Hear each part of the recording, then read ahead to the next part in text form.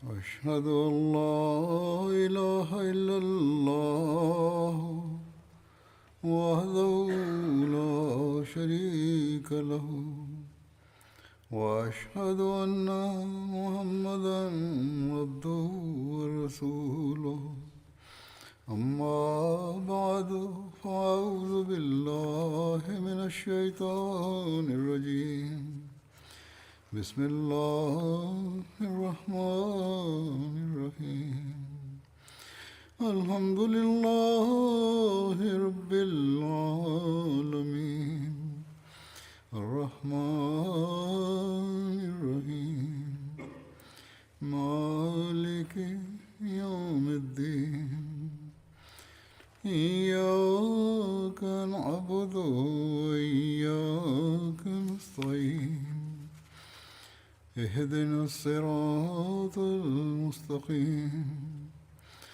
صراط الذين أنعمت عليهم غير المغضوب عليهم ولا الضالين.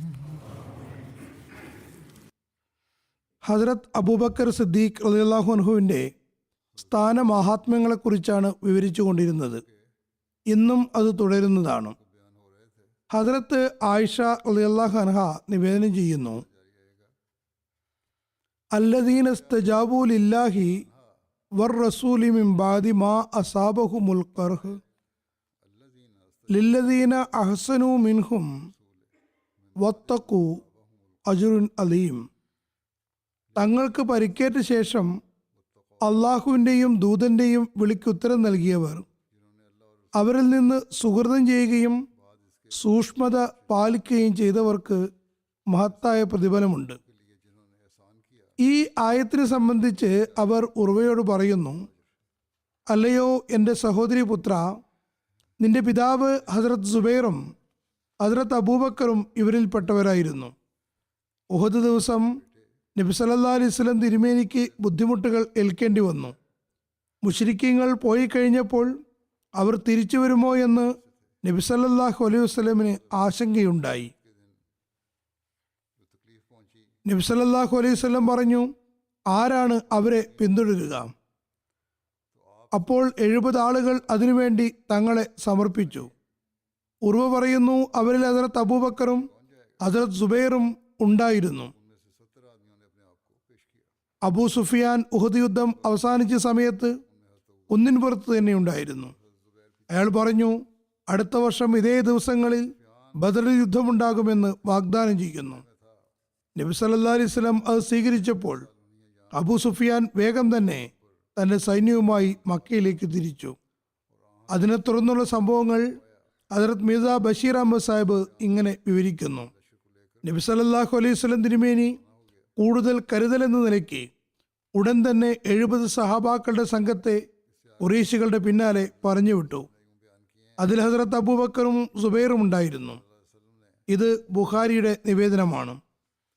പൊതുവിൽ ചരിത്രകാരന്മാർ ഇങ്ങനെ വിവരിക്കുന്നു, നബി സല്ലല്ലാഹു അലൈഹി വസല്ലം ഹസ്രത്ത് അലിയെയോ ചില നിവേദനങ്ങൾ പ്രകാരം ഹസ്രത്ത് സഅദ് ബിൻ വഖാസിനെയോ ഖുറൈശികൾക്ക് പിന്നിൽ അയക്കുകയുണ്ടായി. അവരോട് പറഞ്ഞു, ഖുറൈശികൾ മദീനയെ ആക്രമിക്കാനുള്ള ഉദ്ദേശമൊന്നുമില്ലല്ലോ എന്ന് മനസ്സിലാക്കി വരണം. നബി സല്ലല്ലാഹു അലൈഹി വസല്ലം പറഞ്ഞു, ഖുറൈശികൾ ഒട്ടകത്തിൽ യാത്ര ചെയ്യുകയും കുതിരകളുടെ പുറത്ത് ആരും ഇല്ലാതിരിക്കുകയുമാണെങ്കിൽ അവർ മദീനയിലേക്ക് പോവുകയാണെന്നും മദീനയെ ആക്രമിക്കാൻ ആഗ്രഹിക്കുന്നില്ലെന്നും മനസ്സിലാക്കുക. എന്നാൽ അവർ കുതിരപ്പുറത്ത് സഞ്ചരിക്കുകയാണെങ്കിൽ അവരുടെ ഉദ്ദേശം നല്ലതല്ലെന്നും മനസ്സിലാക്കിക്കൊള്ളുക. നബി സല്ലല്ലാഹു അലൈഹി വസല്ലം അവരോട് ആവർത്തിച്ചു പറഞ്ഞു, ഖുറൈശികളുടെ സൈന്യം മദീനയിലേക്ക് തിരിക്കുകയാണെങ്കിൽ അതേക്കുറിച്ച് ഉടൻ തന്നെ നബി സല്ലല്ലാഹു അലൈഹി വസല്ലമിന് അറിയിപ്പ് കൊടുക്കണം. തുടർന്ന് നബി സല്ലല്ലാഹു അലൈഹി വസല്ലം വളരെ ആവേശത്തോടു കൂടി പറഞ്ഞു, ഖുറൈശികൾ ഈ സമയത്ത് മദീനയെ ആക്രമിക്കുകയാണെങ്കിൽ അള്ളാഹുവാണേ, നമ്മൾ അവരുടെ യുദ്ധത്തിന് അതിൻ്റെ രുചി അവരെ അനുഭവിപ്പിക്കുന്നതാണ്. തുടർന്ന് നബി സല്ലല്ലാഹു അലൈഹി വസല്ലം നിജപ്പെടുത്തിയ ആളുകൾ തിരുനബിയുടെ നിർദ്ദേശപ്രകാരം പോവുകയുണ്ടായി. വളരെ പെട്ടെന്ന് തന്നെ അവർ തിരിച്ചു വന്ന് ഖുറൈശികളുടെ സൈന്യം മക്കയിലേക്ക് പോവുകയാണെന്ന് അറിയിച്ചു. ഹസ്രത്ത് അനസ് ബിൻ മാലിക് വിവരിക്കുന്നു, ഹസ്രത്ത് അബൂബക്കർ നബീർമേനി സല്ലല്ലാഹു അലൈഹി വസല്ലമയുടെ വഫാത്തിന് ശേഷം ഹസ്രത്ത് ഉമറിനോട് പറഞ്ഞു, നമ്മുടെ കൂടെ അബൂ ഐമന്റെ അടുത്തേക്ക് പോരുക, നാം അവരെ സന്ദർശിച്ചു വരുന്നതാണ്.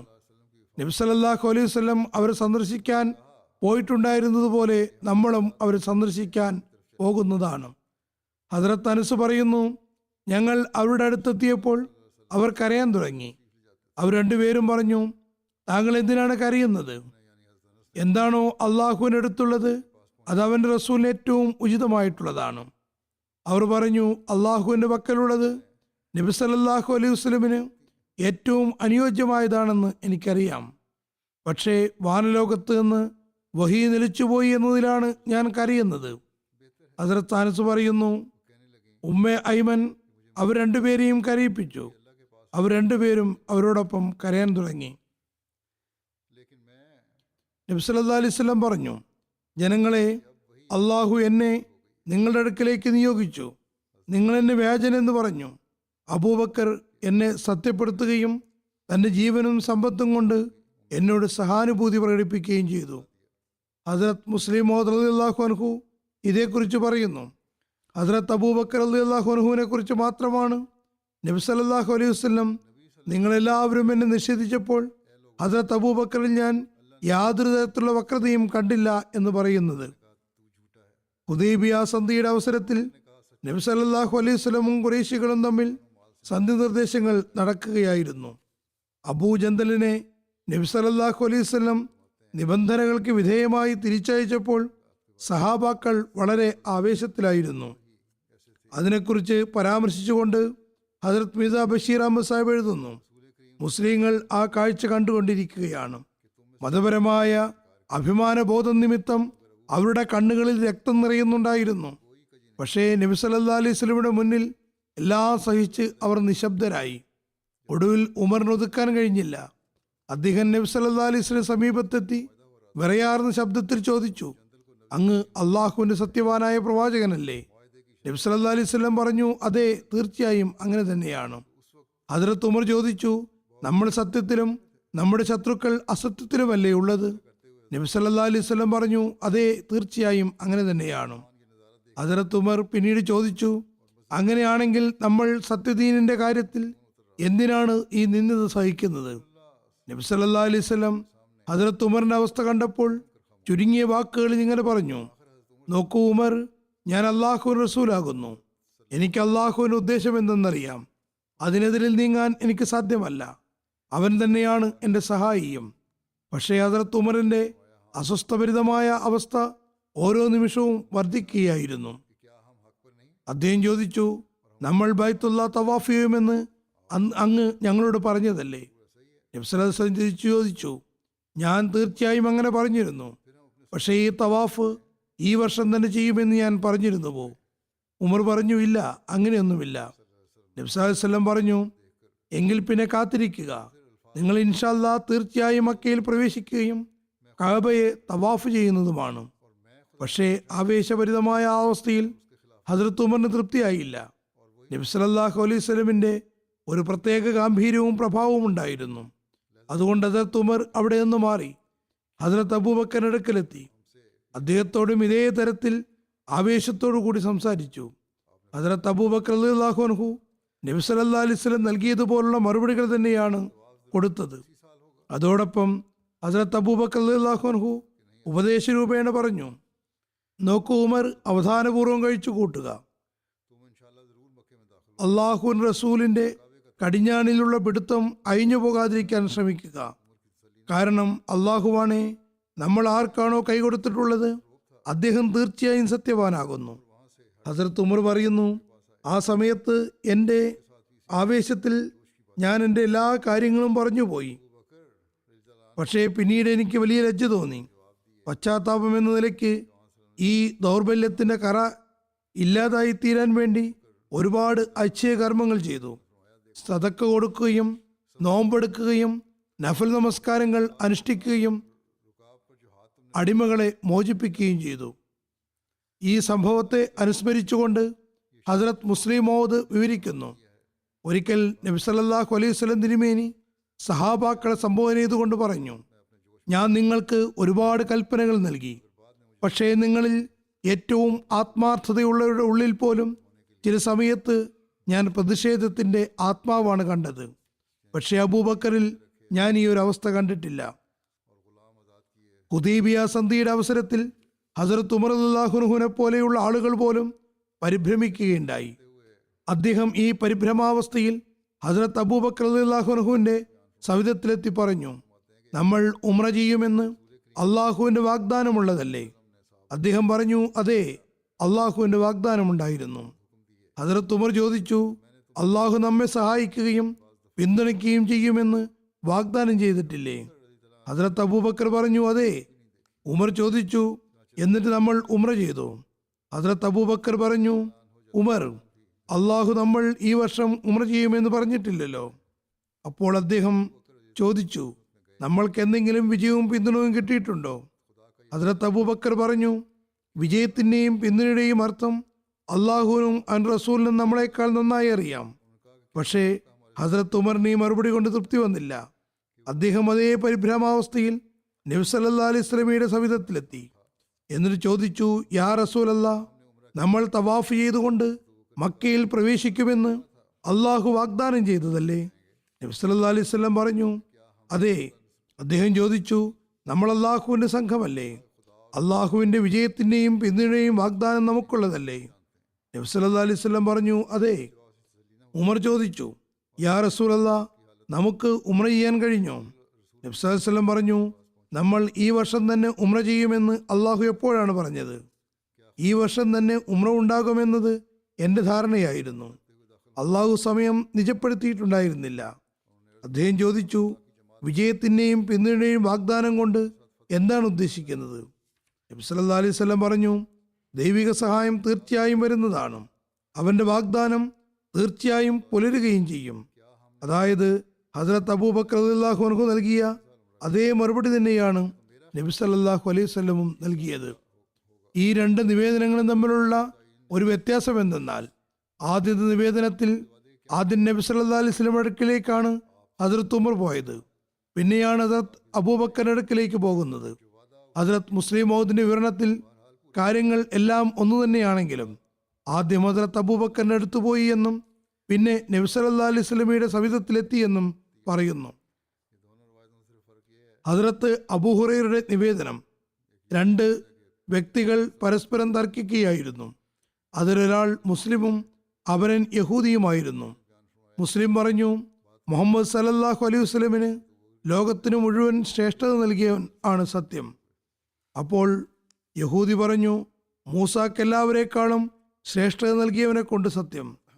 അപ്പോൾ മുസ്ലിം കൈ ഉയർത്തുകയും യഹൂദിയുടെ മുഖത്തടിക്കുകയും ചെയ്തു. ആ യഹൂദി നബി സല്ലല്ലാഹു അലൈഹി വസല്ലമയുടെ അടുക്കലെത്തി.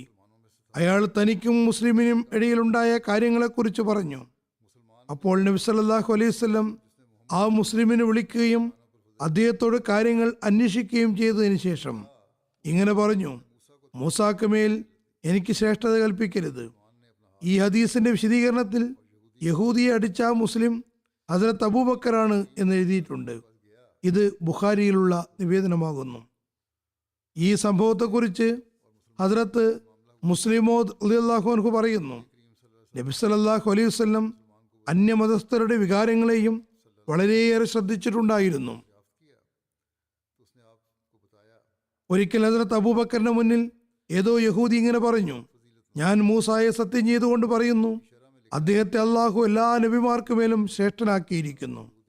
അപ്പോൾ ഹസ്രത്ത് അബൂബക്കർ അയാളെ അടിക്കുകയുണ്ടായി. ഈ സംഭവത്തെക്കുറിച്ച് നബി സല്ലല്ലാഹു അലൈഹി വസല്ലം അറിഞ്ഞപ്പോൾ നബി സല്ലല്ലാഹു അലൈഹി വസല്ലം ഹസ്രത്ത് അബൂബക്കറിനെ പോലെയുള്ള ആളെയും ശകാരിക്കുകയുണ്ടായി. ഹസ്രത്ത് മുസ്ലിം മൗദ് പറയുന്നു, ചിന്തിക്കുക, അവിടെ മുസ്ലിങ്ങളുടെ ഭരണമായിരുന്നു. ഒരു യഹൂദി ഹസ്രത്ത് മൂസാക്ക് നബി സല്ലല്ലാഹു അലൈഹി വസല്ലമിനേക്കാൾ ശ്രേഷ്ഠത നൽകുന്നു. അയാളുടെ സംസാര ശൈലി ഹസ്രത്ത് അബൂബക്കറിനെ പോലെ ലോലഹൃദയനായ ആളെപ്പോലും കോപാകുലനാക്കുകയും അദ്ദേഹം അയാളെ അടിക്കുകയും ചെയ്യുന്നു. പക്ഷേ നബി സല്ലല്ലാഹു അലൈഹി വസല്ലം അദ്ദേഹത്തെ ശകാരിച്ചുകൊണ്ട് ചോദിക്കുന്നു, നിങ്ങൾ എന്തിനാണ് അങ്ങനെ ചെയ്തത്? അയാൾക്ക് അയാളുടെ വിശ്വാസത്തിൽ നിൽക്കാനും അതനുസരിച്ച് പറയാനും അവകാശമുണ്ട്. നബി സല്ലല്ലാഹു അലൈഹി വസല്ലമിനോടുള്ള ഹസ്രത്ത് അബൂബക്കറിന്റെ അനുരക്തിയെ പരാമർശിച്ചുകൊണ്ട് ഹസ്രത്ത് മുസ്ലിം മൗദ് വിവരിക്കുന്നു. ഹസ്രത്ത് അബൂബക്കറിന് നബി സല്ലല്ലാഹു അലൈഹി വസല്ലമിനോട് അനുരാഗപൂർണമായ സ്നേഹമായിരുന്നു. നബി സല്ലല്ലാഹു അലൈഹി വസല്ലം മദീനയിലേക്ക് പോകാൻ മക്കയിൽ നിന്ന് പുറപ്പെട്ടപ്പോഴും അദ്ദേഹത്തിന്റെ ബന്ധം അനുരാഗപൂർണമായിരുന്നു. നബി സല്ലല്ലാഹു അലൈഹി വസല്ലം വഫാത്ത് വേളയിലും ഈ അനുരക്തിയാണ് ഉണ്ടായിരുന്നത്. നബി തിരുമേനി സല്ലല്ലാഹു അലൈഹി വസല്ലമിന് ഇദാ ജാഅ നസ്റുല്ലാഹി വൽ ഫതഹ് വറഅയ്തൻ നാസ യദ്ഖുലൂന ഫീ ദീനില്ലാഹി അഫ്വാജാ ഫസബ്ബിഹ് ബിഹംദി റബ്ബിക വസ്തഗ്ഫിർഹു ഇന്നഹു കാന തവ്വാബാ എന്ന വഹയുണ്ടായപ്പോൾ അതിൽ റസൂൽ തിരുമേനി സല്ലല്ലാഹു അലൈഹി വസല്ലമിന്റെ വഫാത്തിനെ കുറിച്ചുള്ള വാർത്തയും ഗുപ്തമായിരുന്നു. നബി സല്ലല്ലാഹു അലൈഹി വസല്ലം ആ സന്ദർഭത്തിൽ ഒരു പ്രഭാഷണം നടത്തി. അതിൽ ഈ സൂറത്തിന്റെ അവതരണത്തെക്കുറിച്ച് പറഞ്ഞു. തുടർന്ന് പറഞ്ഞു, അള്ളാഹു തന്റെ ദാസനോട് തന്നോടുള്ള സ്നേഹമോ ഭൗതിക പുരോഗതിയോ ഏതെങ്കിലും ഒന്ന് തിരഞ്ഞെടുക്കാനുള്ള അനുമതി നൽകി. ഞാൻ അള്ളാഹുവിനോടുള്ള സ്നേഹത്തെയാണ് മുന്തിച്ചത്. ഈ സൂറത്ത് കേട്ടപ്പോൾ എല്ലാ സഹാബാക്കളുടെയും മുഖം സന്തോഷഭരിതമായി. എല്ലാവരും അള്ളാഹുവിനെ വാഴ്ത്താനും സ്തുതിക്കാനും തുടങ്ങി. എന്നിട്ട് പറഞ്ഞു, ഇനി ആ കാലം വരുന്നു. പക്ഷെ എല്ലാവരും സന്തോഷിക്കുകയായിരുന്നപ്പോൾ ഹസ്രത്ത് അബൂബക്കർ റളിയല്ലാഹു അൻഹു പൊട്ടിക്കരയുകയായിരുന്നു. അദ്ദേഹം അനിയന്ത്രിതമായി കരയുന്നുണ്ടായിരുന്നു. അദ്ദേഹം പറഞ്ഞു, യാ റസൂലല്ലാഹ്, ഞങ്ങളുടെ മാതാപിതാക്കളും ഭാര്യ മക്കളും എല്ലാം അങ്ങേക്ക് തണ്ടമായിരിക്കട്ടെ. അങ്ങേക്ക് വേണ്ടി ഞങ്ങളെല്ലാം ത്യജിക്കാൻ തയ്യാറാണ്.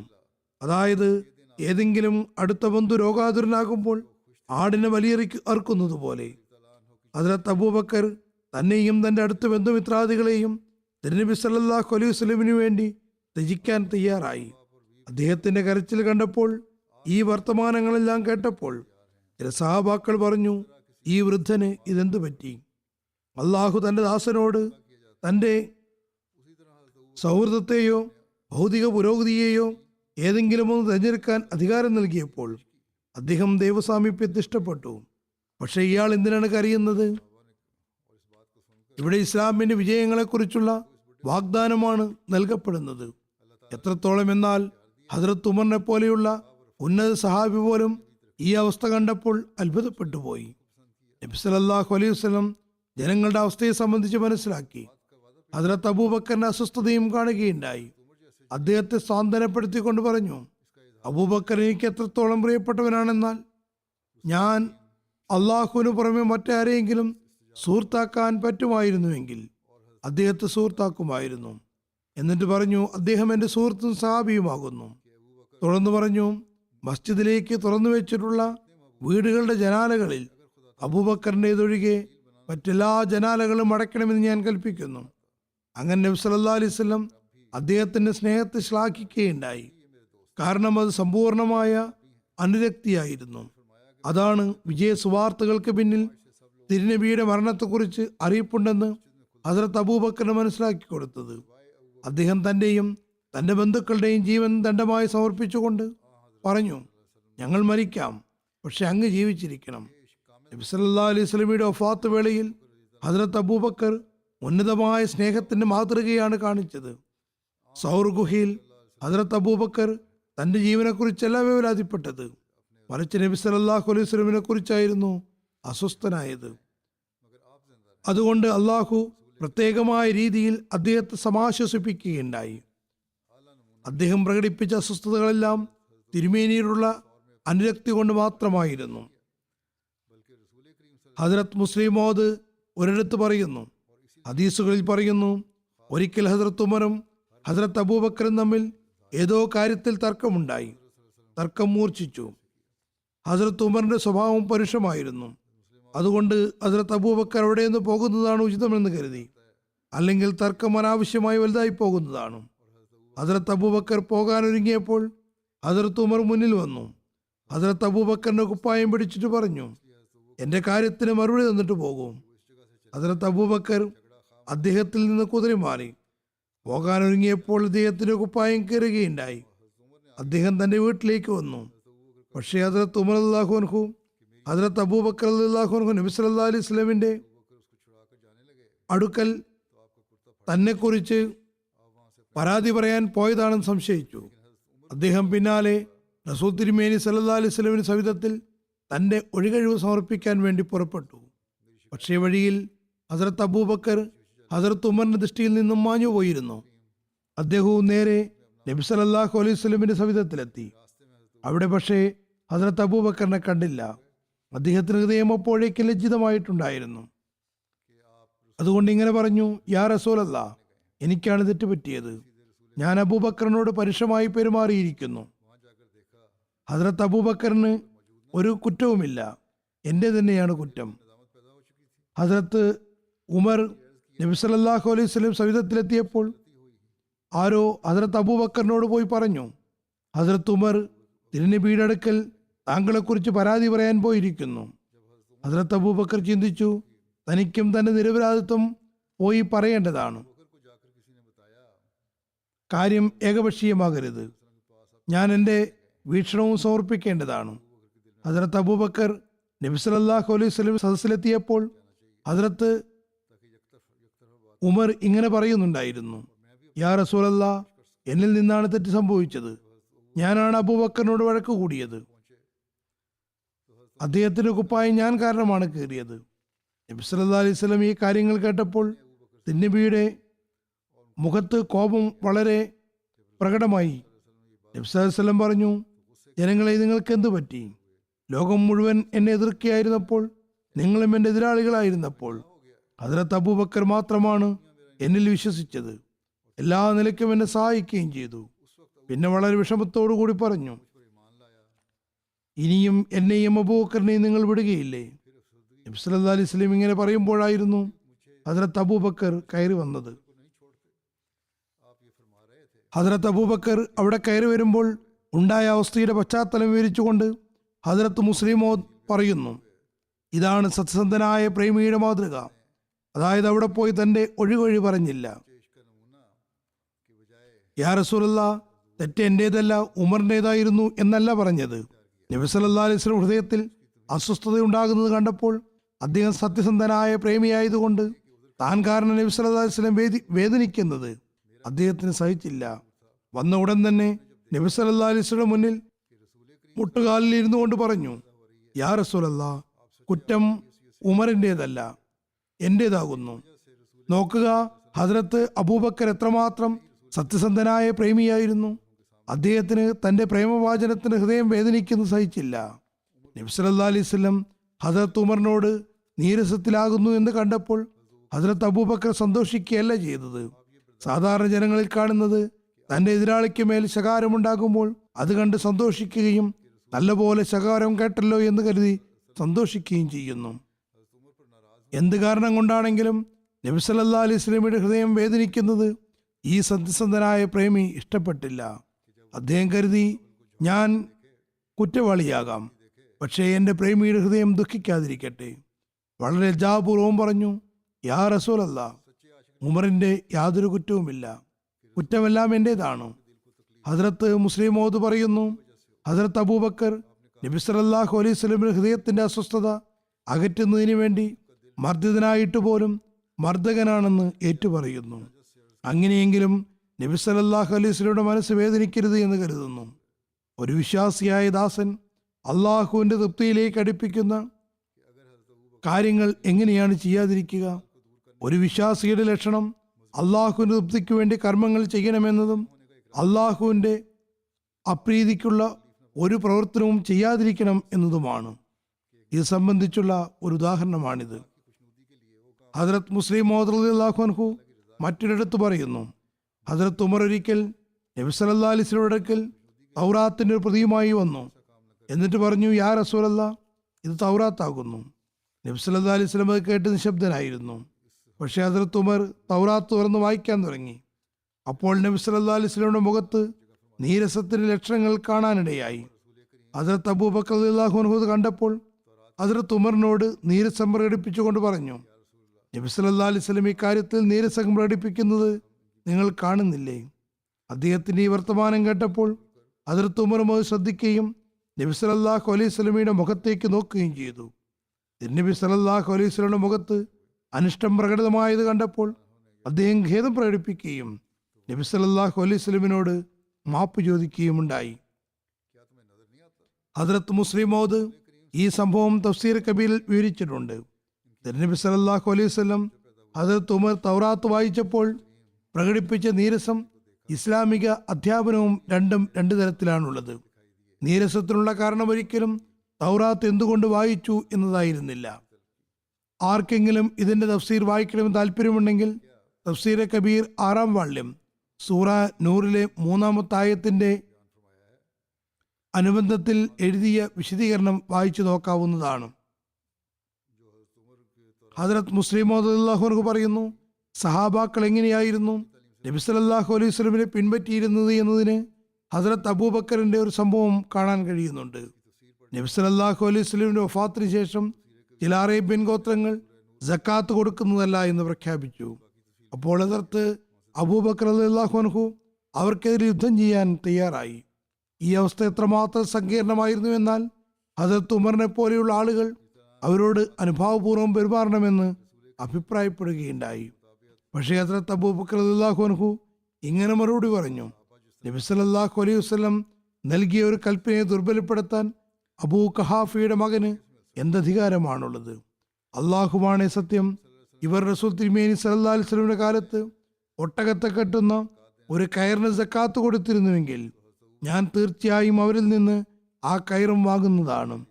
അവർ സക്കാത്ത് കൊടുക്കുന്നതുവരെ ഞാൻ വിശ്രമിക്കുന്നതല്ല. ഇത് ബുഖാരിയിലുള്ള നിവേദനമാകുന്നു. ഹദ്രത്ത് അബൂബക്കർ, നിങ്ങൾ ഈ കാര്യത്തിൽ എന്നോടൊപ്പം നിൽക്കുന്നില്ലെങ്കിൽ വേണ്ട, ഞാൻ ഒറ്റയ്ക്ക് തന്നെ പൊരുതുന്നതാണ്.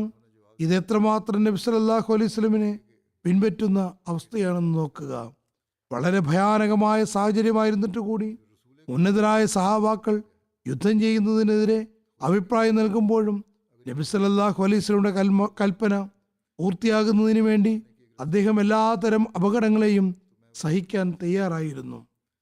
അതുപോലെ തന്നെ ഉസാമയുടെ സൈന്യത്തെ തടുക്കുന്നത് സംബന്ധിച്ച് സഹാബാക്കൾ ഒരുപാട് സമ്മർദ്ദം ചെലുത്തിയെങ്കിലും ഹദ്രത്ത് അബൂബക്കർ പറഞ്ഞു, ശത്രുക്കൾ വളരെ ശക്തരാവുകയും അവർ മദീനയെ കീഴടക്കുകയും മുസ്ലിം സ്ത്രീകളുടെ മൃതശരീരങ്ങൾ നായ്ക്കൾ വലിച്ചഴിക്കുന്ന അവസ്ഥയുണ്ടാവുകയാണെങ്കിൽ പോലും നബി സല്ലല്ലാഹു അലൈഹി വസല്ലം അയക്കാൻ തീരുമാനിച്ച സൈന്യത്തെ എനിക്കൊരിക്കലും തടഞ്ഞു വെക്കാൻ സാധ്യമല്ല. ഹദ്രത്ത് ജാബിർ വിവരിക്കുന്നു, നബി സല്ലല്ലാഹു അലൈഹി വസല്ലം പറഞ്ഞു, എൻ്റെ അടുക്കൽ ബഹ്റൈനിലെ സമ്പത്ത് വരികയാണെങ്കിൽ നിങ്ങൾക്ക് ഇത്ര നൽകുന്നതാണ്. അത് കൈകൊണ്ടാങ്ങിയ രൂപത്തിൽ കാണിക്കുകയും ചെയ്തു. പക്ഷെ ആ സമ്പത്ത് വന്നപ്പോഴേക്കും നബി സല്ലല്ലാഹു അലൈഹി വസല്ലം വഫാത്തായിട്ടുണ്ടായിരുന്നു. ബഹ്റൈനിലെ സമ്പത്ത് വന്നപ്പോൾ ഹദ്രത്ത് അബൂബക്കർ വിളംബരം നടത്തുന്ന ആളുകളോട് ഇങ്ങനെ വിളംബരം നിർത്താൻ കൽപ്പിച്ചു, നബി സല്ലല്ലാഹു അലൈഹി വസല്ലം പക്കൽ ആരുടെയെങ്കിലും കടമുണ്ടെങ്കിൽ അതിലെങ്കിൽ ആരോടെങ്കിലും വാഗ്ദാനം ചെയ്തിട്ടുണ്ടെങ്കിൽ അവർ നമ്മുടെ അടുത്തേക്ക് വരേണ്ടതാണ്. അദ്ദേഹം പറയുന്നു, ഇത് കേട്ടപ്പോൾ ഞാനും അദ്ദേഹത്തിന്റെ അടുക്കിലേക്ക് പോവുകയുണ്ടായി. ഞാൻ പറഞ്ഞു, നബി സല്ലല്ലാഹു അലൈഹി വസല്ലം എന്നോട് ഇന്ന വാഗ്ദാനങ്ങൾ ചെയ്തിട്ടുണ്ട്. അപ്പോൾ ഹദ്രത്ത് അബൂബക്കർ കൈ നിറയെ 3 തവണ നൽകുകയുണ്ടായി. അലി ബിൻ മദീനി പറയുന്നു, സുഫിയാൻ 2 കൈയും ഒരുമിച്ച് ചേർത്ത് അത് നിറയെ 3 തവണ കൊടുക്കുകയുണ്ടായി.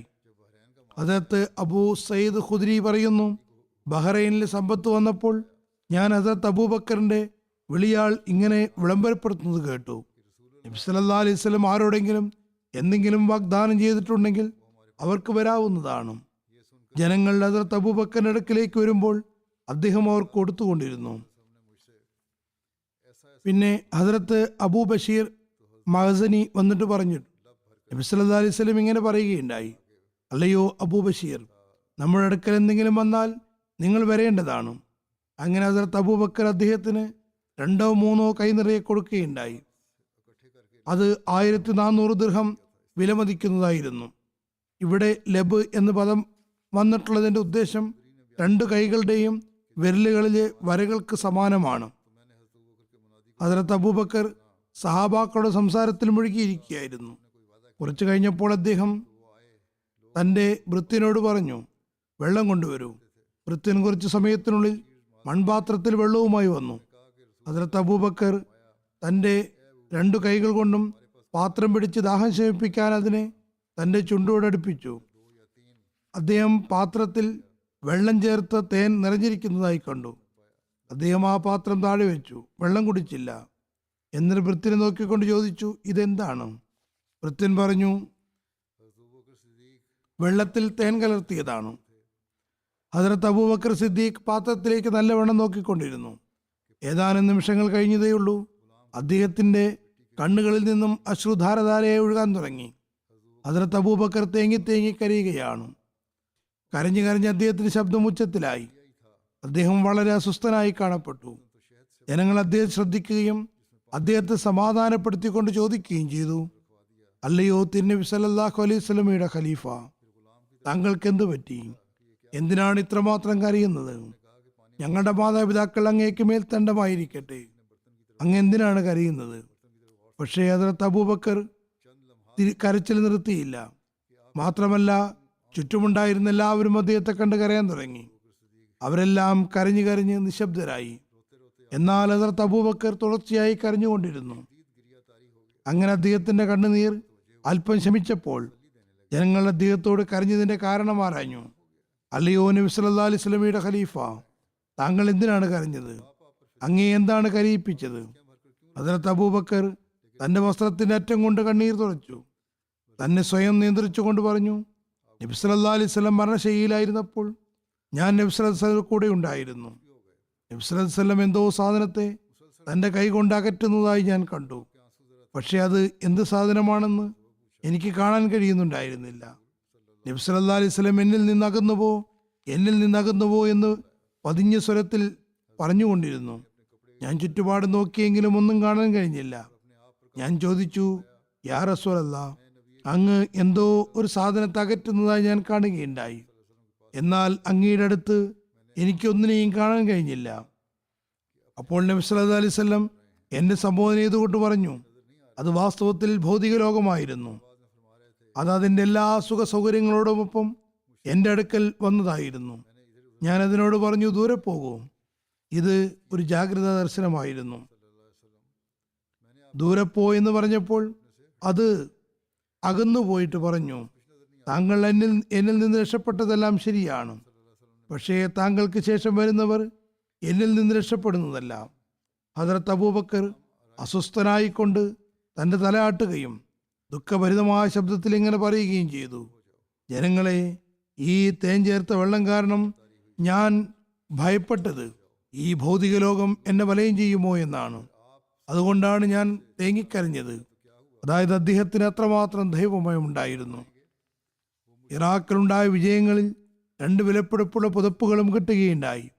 ഹദ്റത്ത് ഖാലിദ് സൈന്യത്തിലുണ്ടായിരുന്നവരുടെ അഭിപ്രായപ്രകാരം ആ പുതപ്പുകൾ ഹദ്റത്ത് അബൂബക്കർ സിദ്ദീഖിന് ഉപഹാരമായി കൊടുത്തയച്ചുകൊണ്ട് എഴുതി, ഇത് താങ്കൾ എടുത്താലും താങ്കൾക്ക് വേണ്ടി കൊടുത്തയക്കുകയാണ്. എന്നാൽ ഹദ്റത്ത് അബൂബക്കർ അത് സ്വീകരിക്കാൻ വിസമ്മതിച്ചു. മാത്രമല്ല, തൻ്റെ കുടുംബക്കാർക്കും അത് കൊടുത്തില്ല. മറിച്ച് ഹദ്റത്ത് ഇമാം ഹുസൈന് അത് നൽകുകയുണ്ടായി. ബാക്കി ഇൻഷാ അല്ലാഹ് പിന്നീട് വിവരിക്കുന്നതാണ്. ഈ സമയത്ത് ഞാൻ 2 മർഹൂമിങ്ങളെ അനുസ്മരിക്കാൻ ആഗ്രഹിക്കുന്നു. പിന്നീട് ഞാൻ അവരുടെ ജനാസ ഗായിബും അനുഷ്ഠിക്കുന്നതാണ്.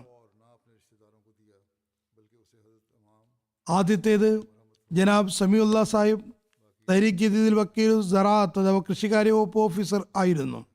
അദ്ദേഹത്തെക്കുറിച്ചാണ്. 89-ാമത്തെ വയസ്സിൽ വഫാത്തായി.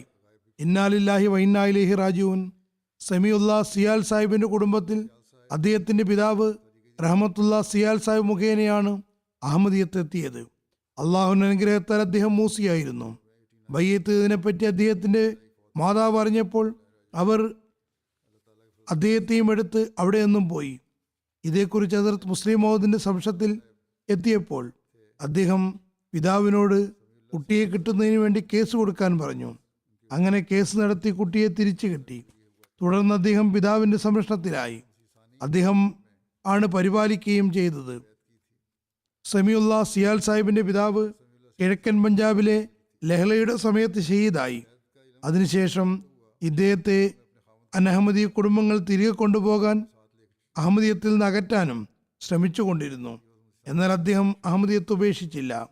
1949 തഹലീമുൽ ഇസ്ലാം ഹൈസ്കൂളിൽ നിന്ന് മെട്രിക്കും 1954 തഹലീമുൽ ഇസ്ലാം കോളേജിൽ നിന്ന് BA-യും 1956 ഗവൺമെന്റ് കോളേജ് ലാഹോറിൽ നിന്ന് MA-യും ചെയ്തു.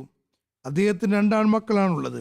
ഒരാൾ കാനഡയിൽ ഡോക്ടറാണ്, രണ്ടാമത്തെയാൾ ഇഫ്തിഖാറുള്ള സിയാൽ സാഹിബ് റബുയിൽ തരീഖ് ജദീദ് ഇൻചാർജ് ആകുന്നു. വഖഫെ ജിന്ദഗിയുമാണ്. 1949 സിയാൽ സാഹിബ് ജീവിതം വഖഫ് ചെയ്തു. ജീവിതം വഖഫ് ചെയ്ത മറ്റുള്ളവരുടെ കൂടെ ഇദ്ദേഹവും ടെസ്റ്റ് കൊടുത്തു. ഇന്റർവ്യൂ ഉണ്ടായി. ഹസ്രത്ത് മുസ്ലിം അൻഹു നേരിട്ടാണ് ചോദ്യപേപ്പർ തയ്യാറാക്കിയത്. തുടർന്ന് ഹസ്രത്ത് മുസ്ലിം അൻഹുവിന്റെ നിർദ്ദേശപ്രകാരം അദ്ദേഹം തുടർ പഠനത്തിന് തലീമുൽ ഇസ്ലാം കോളേജ് ലാഹോറിൽ അഡ്മിഷൻ എടുത്തു. അവിടെ നിന്ന് ആദ്യം BSc-യും തുടർന്ന് MSc-യും സ്റ്റാറ്റിസ്റ്റിക്സിൽ ബിരുദമെടുക്കുകയുണ്ടായി. 1953 അദ്ദേഹം ഓഫീസുകളിൽ ആദ്യമായി നിയമിതനായി. വിവിധ ഓഫീസുകളിൽ ജോലി ചെയ്തു.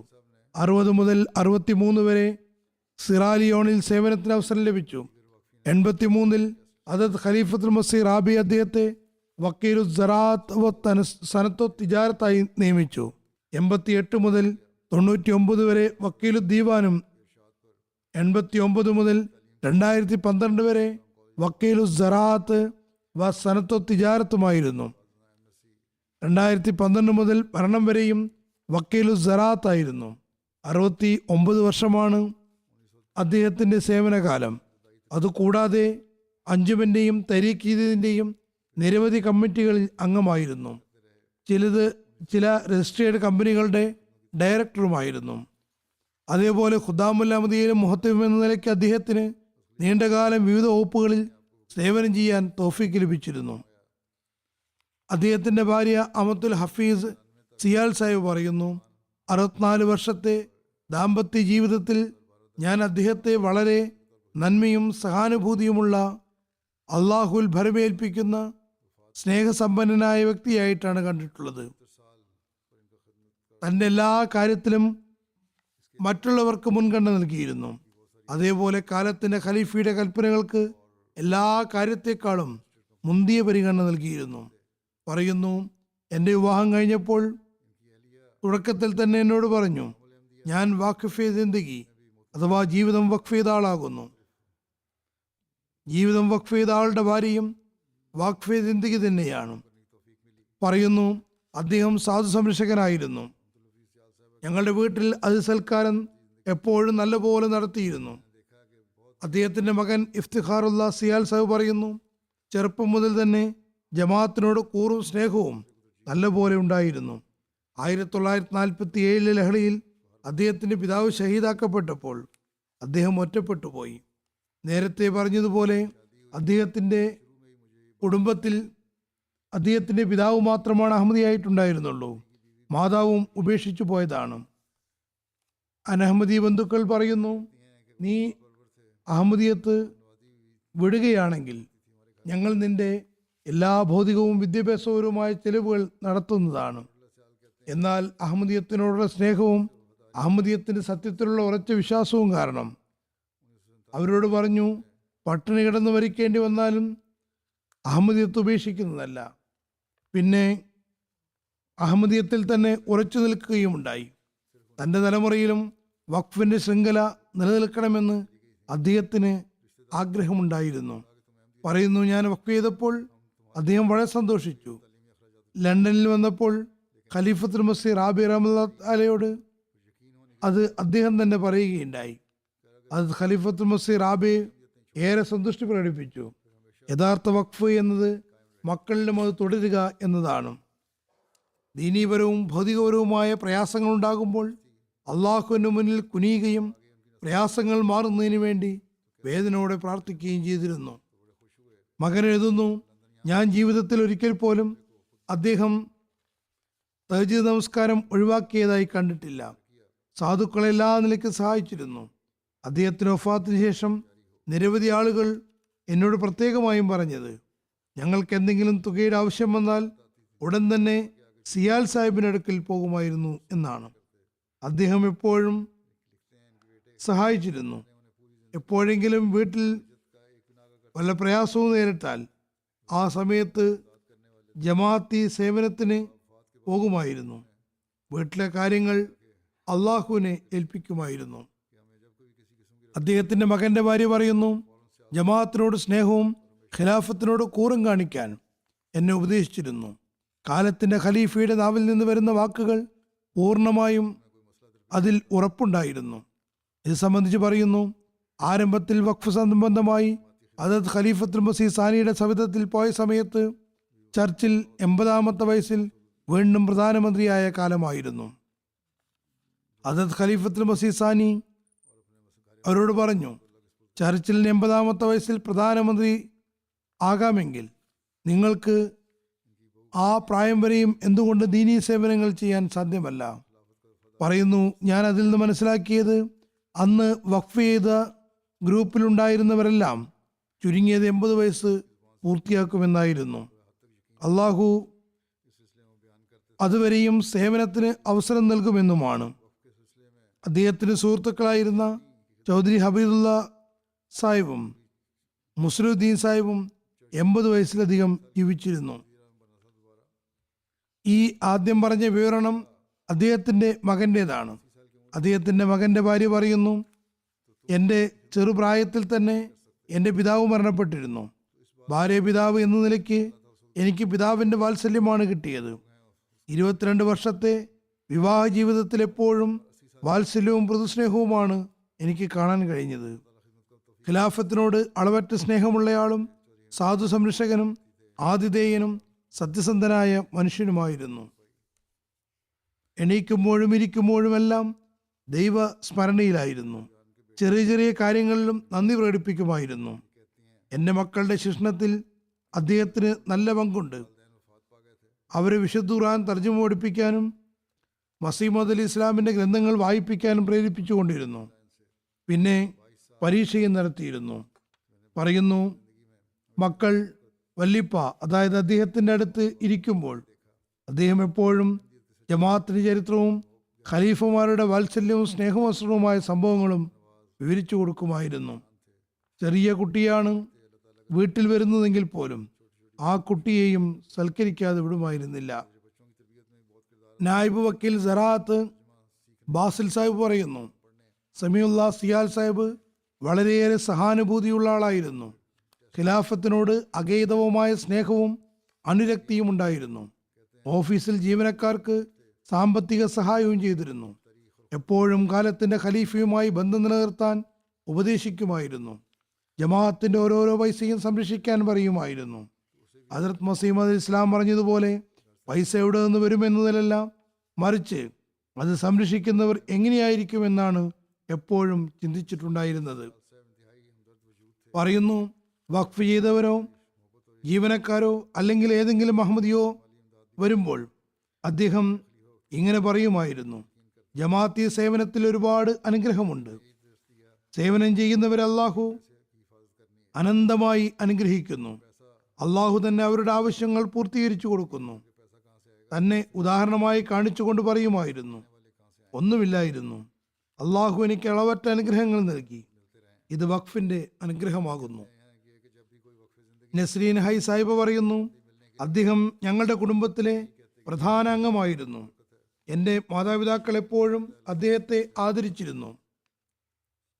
അദ്ദേഹത്തിന് പെൺമക്കളില്ലായിരുന്നു. എനിക്ക് 7-8 വയസ്സായപ്പോൾ അദ്ദേഹവും എൻ്റെ മാതുലനും എന്നെ ദത്തെടുത്തു. പിന്നെ വിവാഹം വരെയും അവരുടെ അടുത്ത് തന്നെയാണ് കഴിഞ്ഞത്. അവർ രണ്ടുപേരും എന്നെ മകളെപ്പോലെ വളർത്തുകയും കുട്ടിക്കാലം മുതൽ എൻ്റെ ആഗ്രഹങ്ങൾ ശ്രദ്ധിക്കുകയും ചെയ്തിരുന്നു. നല്ല വിദ്യാഭ്യാസം തന്നു. എൻ്റെ വിവാഹം ജമാഅത്തിലെ മുബല്ലിഗുമായി നടത്തുകയും ചെയ്തു. ഫദ്ൽ ഉമർ ഫൗണ്ടേഷൻ സെക്രട്ടറി മുഹമ്മദ് താഹിർ സാഹിബ് പറയുകയാണ്, സിയാൽ സാഹിബ് പറയുന്നു, ഞാൻ BA ചെയ്ത് എൻ്റെ ആദ്യകാല നിയമനത്തിനിടയിൽ ഹദ്റത്ത് മുസ്ലിം മൗഊദ് എന്നെ MA ചെയ്യാൻ വിടുമ്പോൾ ഓഫീസിൽ ആരോ മുസ്ലിം മൗഊദിനോട്, താങ്കൾ ഇയാളെ MA ചെയ്യിക്കുകയാണോ?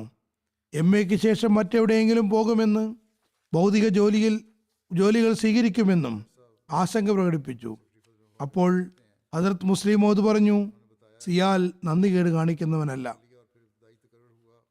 തഹ്രീക് ജദീദ് ജായിദാദ് നിഗ്രാനായ ഇമ്രാൻ ബാബർ സാഹിബ് വഖഫ് ജിന്ദഗി പറയുന്നു, എനിക്ക് 15 വർഷം അദ്ദേഹത്തോടൊപ്പം ജോലി ചെയ്യാൻ അവസരം ലഭിച്ചു. നല്ല ഉറച്ച ശരീരപ്രകൃതമായിരുന്നു. ജമാഅത്തി കാര്യങ്ങൾക്ക് സർക്കാർ ഓഫീസർമാരോട് സംസാരിക്കുന്നതിൽ ഒരിക്കലും തന്നെ അമാന്തം കാണിച്ചിരുന്നില്ല. അദ്ദേഹത്തോടൊപ്പം ട്രെയിൻ യാത്രയും ചെയ്തിട്ടുണ്ട്. യാത്രയിലും തബ്ലീഗ് ചെയ്തിരുന്നു. കൂടെയുള്ളവരും കേൾക്കാൻ വേണ്ടി ഉച്ചത്തിലാണ് സംസാരിച്ചിരുന്നത്. വക്കീൽ മാൽ അവൽ ലുക്മാൻ സാഹു പറയുന്നു, ഖിലാഫത്തിന്റെ വിളിക്ക് സ്വയം ലബ്ബൈക്ക് പറഞ്ഞിരുന്നു, മറ്റുള്ളവരുടെയും ശ്രദ്ധ ക്ഷണിച്ചിരുന്നു. തരീഖ് ജദീദിന്റെ വിളംബരമുണ്ടാകുമ്പോൾ തന്നെ വേഗം വന്ന് തന്റെ ചന്തകൾ കൊടുക്കുകയും വാഗ്ദാനം എഴുതിപ്പിക്കുകയും ചെയ്തിരുന്നു. തരീഖ് ജദീദിലുള്ള ഷേഖ് ഹാരിസ് സാഹിബ് പറയുന്നു, ഞാൻ വഖഫ് ചെയ്തപ്പോൾ അദ്ദേഹം എല്ലാ നിലയ്ക്കും എനിക്ക് മാർഗദർശനം നൽകി. വളരെ സ്നേഹവാത്സല്യത്തോടെ പെരുമാറിയിരുന്നു. വളരെ നിർഭയനായ വഖഫ് സിന്ദഗിയായിരുന്നു. ജമാഅത്തിന് സമ്പത്ത് ചെലവഴിക്കുന്നതിൽ നിഷ്കർഷതയുള്ള ആളായിരുന്നു. ഹാരിസ് സാഹിബ് എഴുതുന്നു, 2015 ഇസ്ലാമാബാദിലുള്ള പാകിസ്ഥാൻ യൂണിയൻ കൗൺസിലിന്റെ ചെയർമാൻ എഞ്ചിനീയർ ജാവേദ് സാഹിബ് പ്രത്യേകമായി റബോ സന്ദർശിക്കാൻ വന്നു. മറ്റുള്ള ഉന്നതരെ കൂടാതെ സിയാൽ സാഹിബുമായും അദ്ദേഹത്തിന് കൂടിക്കാഴ്ചയുണ്ടായിരുന്നു. ഈ ചെറിയ കൂടിക്കാഴ്ചയിൽ അദ്ദേഹത്തെ തബ്ലീഗ് ചെയ്യാനുള്ള അവസരവും അദ്ദേഹം പാഴാക്കിയില്ല. നല്ല രീതിയിൽ അദ്ദേഹത്തിന് തബ്ലീഗ് ചെയ്തു. അള്ളാഹു അദ്ദേഹത്തോട് കാരണത്തോടെയും പൊറുമയോടെയും വർത്തിക്കുമാറാകട്ടെ. വഖഫ് ജിന്ദഗിയായിട്ടുള്ള മകന് വഖഫ് നിറവേറ്റാൻ തൗഫീക്ക് ലഭിക്കുമാറാകട്ടെ. അദ്ദേഹത്തിന്റെ മക്കളെ ഖിലാഫത്തിനോടും ജമാഅത്തുമായും ചേർത്ത് നിർത്തുമാറാകട്ടെ. സന്തപ്ത കുടുംബത്തിന് സമാധാനം നൽകുകയും ചെയ്യട്ടെ. രണ്ടാമത്തേത് വഖഫ് ജദീദ് മൊല്യമായിരുന്ന മർഹൂം അലി അഹമ്മദ് സാഹിബിന്റെ ഭാര്യ സിദ്ദീഖ് ബേഗം സാഹിബയുടെ അനുസ്മരണമാണ്. അവർ കഴിഞ്ഞ ദിവസം 85-ാമത്തെ വയസ്സിൽ വഫാത്തായി. ഇന്നാ ലില്ലാഹി വ ഇന്നാ ഇലൈഹി റാജിഊൻ. ഇവരുടെ മകൻ അബ്ദുൽ ഹാദി താരിഖ് മുറബിയും ഘാന ജാമിയ ഹംദിയിൽ ഉസ്താദുമാകുന്നു. ഇവർ കാദിയാനടുത്തുള്ള ഒരു സ്ഥലത്താണ് ജനിച്ചത്. പിതാവ് അബ്ദുറഹ്മാൻ സാഹിബ് യുവത്വത്തിൽ 1944 വഫാത്തായിരുന്നു. ഹസരത്ത് മുസ്ലിം മൗദ് അദ്ദേഹത്തിന്റെ വിധവ നവാബ് ബീബി സാഹിബിയുടെയും മക്കളുടെയും സംരക്ഷണം ഏറ്റെടുത്തു. ഖാദിയാനിലേക്ക് വിളിച്ചു വരുത്തി. ഹസ്രത്ത് നവാബ് അമത്തുൽ ഹഫീസ് ബേഗം സാഹിബ അവരുടെ വീട്ടിൽ താമസിപ്പിച്ചു. മകൻ മുറബി സാഹിബ് പറയുന്നു, എൻ്റെ വല്യുമ്മയ്ക്ക് ഹസ്രത്ത് നവാബ് അമത്തുൽ ഹഫീസ് ബേഗം സാഹിബയെ സേവിക്കാൻ തൗഫീക്ക് ലഭിച്ചിരുന്നു. പറയുന്നു, വിഭജനത്തിന് ശേഷം ഹസ്രത്ത് മുസ്ലിം മൗദ് എൻ്റെ വല്യുമ്മയെയും മക്കളെയും സിന്ധിലെ നാസറാബാദിലേക്ക് അയച്ചു. അവിടെയാണ് ഇവർ വളർന്ന് വലുതായത്. ഇവർ ഹസ്രത്ത് മസീമദ് അലി ഇസ്ലാമിൻ്റെ സഹാബിയായിരുന്ന ഹസ്രത്ത് മിയാ അള്ളാ ദത്ത സാഹിബിൻ്റെ മകൻ്റെ ഭാര്യയും, അതായത് വഖഫ് സിന്ദഗിയുടെ ഭാര്യയും മാതാവും ആയിരുന്നു. അവർ വഖഫ് സിന്ദഗിയായ ഭർത്താവിനോടൊപ്പം വഖഫ് സിന്ദഗിയെ പോലെ തന്നെയാണ് ജീവിതം നയിച്ചത്. എല്ലാ പ്രയാസഘട്ടങ്ങളിലും വഖഫ് സിന്ദഗിയായ തൻ്റെ ഭർത്താവിനോടൊപ്പം നിന്നു. ജീവിതത്തിൽ ഒരിക്കലും ഒന്നും ആരോടും ആവശ്യപ്പെട്ടില്ല. ഒരുപാട് നന്മകൾക്ക് ഉടമയായിരുന്നു. പ്രത്യേകിച്ചും വിനയവും ദൈവഭയവും സാധുജീവിതവും അതിഥി സൽക്കാരവും സൗമ്യഭാവവും ഉള്ളതിൽ തൃപ്തിപ്പെടുന്ന സ്വഭാവവും രഹസ്യങ്ങൾ സൂക്ഷിക്കുന്ന ശീലവും ക്ഷമാശീലവും വലിയ മനക്കരുത്തും ഉണ്ടായിരുന്നു. ജീവിതത്തിൽ ആരോടും പരാതി പറഞ്ഞിട്ടില്ല. ആരുടെയും തിന്മ കേൾക്കുകയോ തിന്മ പറയുകയോ ചെയ്തിരുന്നില്ല. എപ്പോഴും സ്വന്തക്കാരോടും അന്യരോടും സ്നേഹപൂർവ്വം പെരുമാറി. 5 നേര നമസ്കാരങ്ങൾക്ക് പുറമെ കൃത്യമായി തഹജ്ജുദും അനുഷ്ഠിച്ചിരുന്നു. കൃത്യമായി വിശുദ്ധ ഖുർആൻ പാരായണം ചെയ്തിരുന്നു.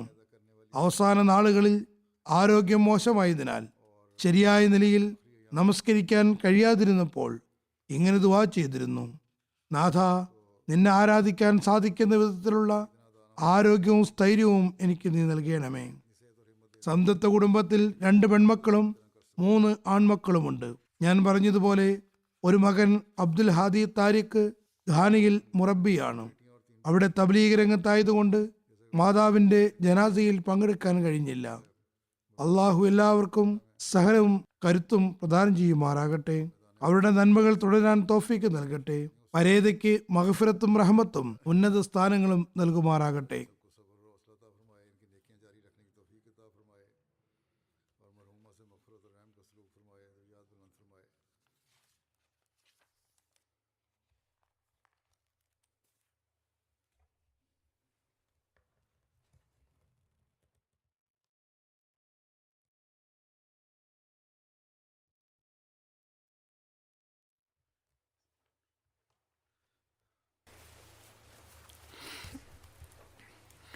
الحمد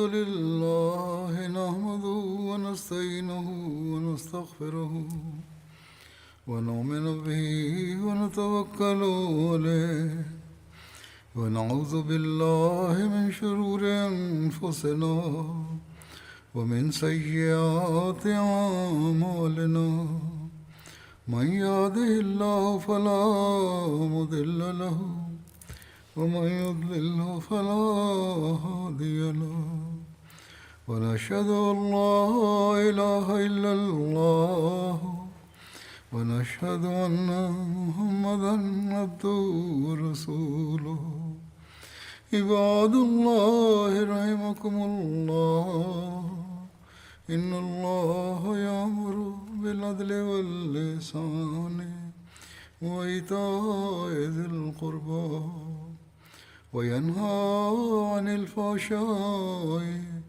والمنكر والبغي يعظكم لعلكم تذكرون اذكروا الله يذكركم وادعوه يستجب لكم ولذكر الله أكبر